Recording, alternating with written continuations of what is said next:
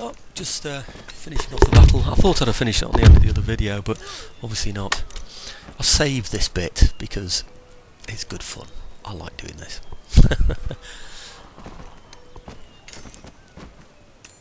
See the one-on-ones, see the file armed infantry there, citizenry rather.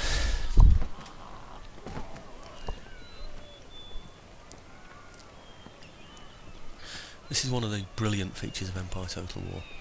Whilst moving massed amounts of troops around, you can zoom in on any of those troop actions and see people coughing, spluttering, wiping their noses, stamping their feet, firing weapons, loading them. Hear the ramrods going up and down the barrels. You can see a one-on-one combat situation between people fighting. The Indian in the foreground here in the middle, threatening with his axe, the man standing off, moving backwards, moving forwards. Typical kind of combat situation you could easily imagine occurring. Ducking, weaving, avoiding. I even noticed the ones at the back there, sort of like remonstrating. Hey, let me in there, I'm big, I'm brave. Amazing stuff. There comes a point on this encounter where I think, hang on a minute, what's going on? Mine seem to be standing around not doing a lot, so I click them and then double click the enemy again, thinking they're in a standoff here. It's almost like the enemy have come out of a building and it's sort of like stimmied us a bit, because we want to go into the building to attack them. So I sort of give it a double click and almost sort of charge them again, gives them a bit of extra impetus.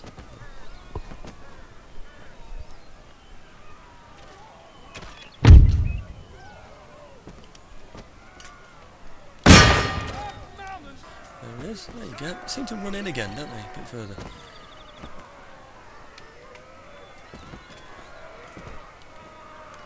It's almost like they've charged again. Be interesting to know if they get the charge bonus again, if they're already in combat and you do that. The enemy general seems to have been hit in that. You can see the skull coming down. That's affected their morale and they're off. There we go. We're just going to end battle. It would be fun to chase them down. I haven't got any cavalry. They might get away, and I'm conscious of people spending a lot of time watching this sort of thing. Okay, so that's French Guyana is now mine. Big advantage to that, of course, that the thorn in my side is gone, so the French can't raise troops in there and take Dutch Guyana off me, which they are likely to do. Or they were likely to do. Now, here's that juicy galleon I was telling you about before. My ships haven't been able to reach it, of course, but I think we'll be able to reach it this time. I think, anyway. Did we move last time? I'm not too sure. Maybe they've gone as far as they can for now, and we'll go there next turn. Okay, pirates came out and attacked me. You can see both the damage there. You see the tattering to the flags there. That means we've both had casualties inflicted. That was at the turn end when they attacked me, because I was sieging them, if you remember.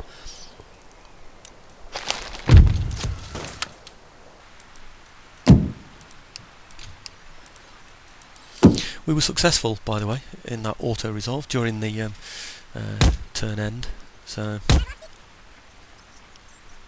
they'll have lost a lot more men than we have. Losing those men, by the way, meant that it was cheaper for me to keep the army. Oh yes, I still can move, I still have some movement left. This is the sea battle for you again. Like I said, this is one that you would lose on an auto-resolve. You get away with one ship if you were lucky, certainly no prize money or anything. And the Spanish Galleon really is something that's worth working for. My ships aren't good. I'm going to do a Bismarck on this one, a British Navy type, in that, was it the Bismarck? I seem to remember thinking of the Bismarck, where they send in lots of small British destroyers who got absolutely pasted, but did enough damage. We're going against the wind. That's why I'm zigzagging up here.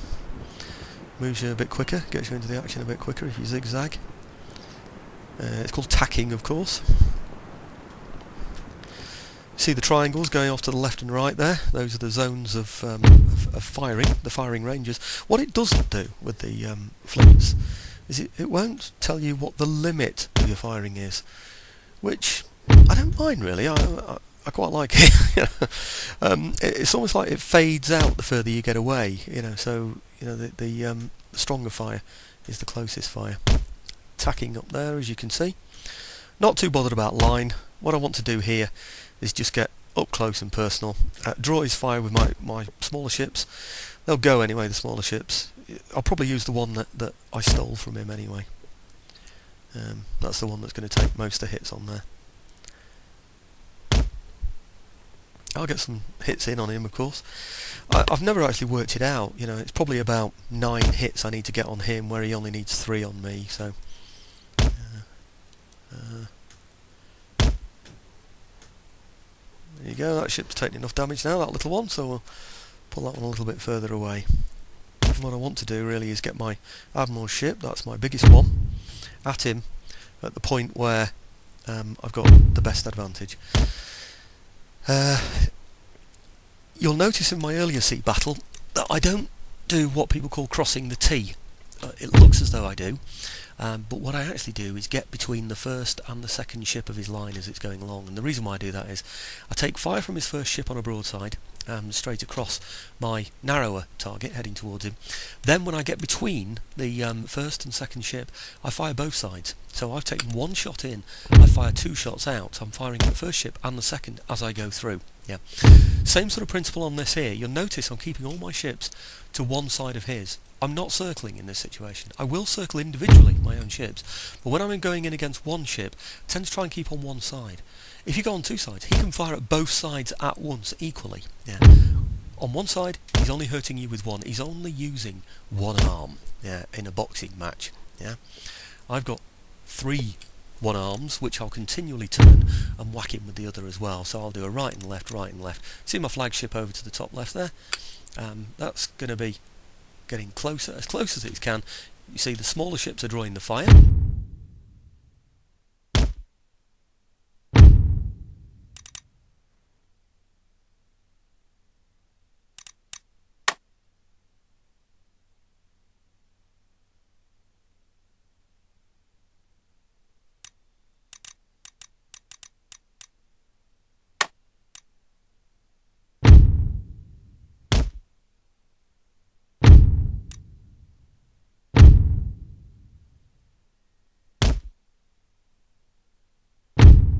Yeah. The flagship now will get a shot in with a bit of luck. Now it's clear, none of his ships are around. Here we go.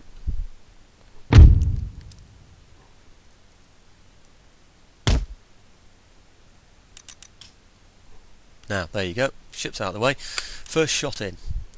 Now, this is the strange thing about naval battles. You'll find that they can actually turn the ship round quicker than they can reload their guns on that side. Bit of an anomaly. So what I'm doing now is spinning my ship round. So I get a shot, a shot, a shot, a shot, a shot. Now that Galleon has already suffered some casualties, so its guns will be reduced on that side, slightly. Not a lot, but slightly. My ships will hopefully now get out of the action. They've done their bit. They've fired in there. They've got very weak hulls, so they could just get blown out of the water. So the idea is to get them out of the way as quickly as possible, so they can't get that sucker punch that's actually going to explode them. So here we go, circling again and again and again. So I'm doing this to demonstrate naval battles. Like I said, you would lose this on an auto-resolve. You'd be lucky to get 1 ship out of this, and you would lose. There's no doubt about it. Yeah, he'd have his galleon blocking your trade route, and you'd end up licking your wounds quite badly, not being able to afford to repair your ship. Okay.